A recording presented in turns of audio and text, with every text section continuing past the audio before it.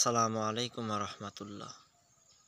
আমাদের প্রিয় আল্লামা দেলোয়ার হোসাইন সাঈদী, আপনার কথা বড় মনে পড়ে। আপনার সুন্দরভাবে আমাদেরকে বোঝানো কোরআনের তাফসির, এটা কোরআনের সম্মানে আশা করি অনেক দিন কিয়ামত পর্যন্ত থাকবে। আল্লাহ তাআলা আপনাকে জান্নাতুল ফেরদাউসের মেহমান বানিয়ে নিন। আমরা একটু শুনে আসি প্রিয় আল্লামার মুখ থেকে কোরআনের কিছু কথা। কোরআন শরীফের সাথে সম্পর্ক হয় কখন? যখন আমাদের কেউ মারা যায়। মরে গেলে একটু কান খুলে শোনেন। মরলে পরে আমি জানি না বগুড়ার অবস্থা কি, আমার পিরোজপুর, এই বরিশাল বিভিন্ন এলাকায় দেখছি মানুষ মরে গেলে তখন হেফজোখানা থেকে কিছু হাফেজ, কিছু মৌলানা মৌলবী দাওয়াত দেয়, মরালার সামনে নিয়ে ওইখানে বসে তেলাওয়াত করে। বগুড়ায় কি করে? হ্যাঁ, করে। আচ্ছা, এবার আপনি আপনার বিবেককে জিজ্ঞেস করুন, লোকটা তো মারা গেছে, লোকটা কি করছে? সে কি শুনতেছে? তো সে যখন শুনছে না, তখন তারে মরা মানুষটারে কোরআন শুনে লাভ কি? আহারে কপাল, আহারে কপাল।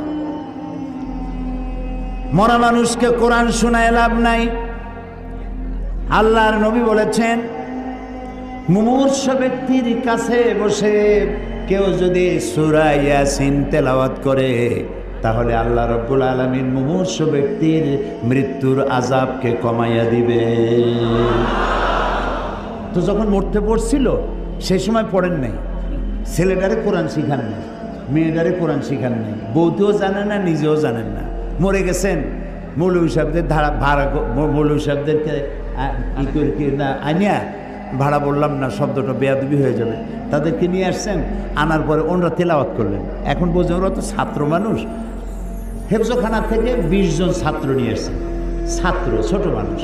ওরা তেলাওয়াত করতে গিয়ে যদি মনে মনে ভাবে যে যদি 1000 টাকা দেয় তাহলে ভাগ্য পাবো, 25 জন আসছি, 50 টাকা না 60 টাকা, ওই ভাগে কত পাবে সেই চিন্তাও করতেছে, তেলাওয়াতও করতেছে।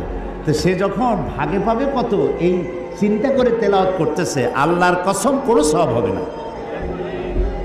তো কোনো সওয়াবও হইল না, মুদ্দারেও শুনল না, মেহনত বরবাদ, গুনাহ লাজেম, কোনো কাম হইল না। মরা মানুষে কোরআন শুনবার জন্য কোরআন আসে নাই, জিন্দা মানুষে কোরআন শুনবার জন্য কোরআন নাজিল হয়েছে। সুবহানাল্লাহ।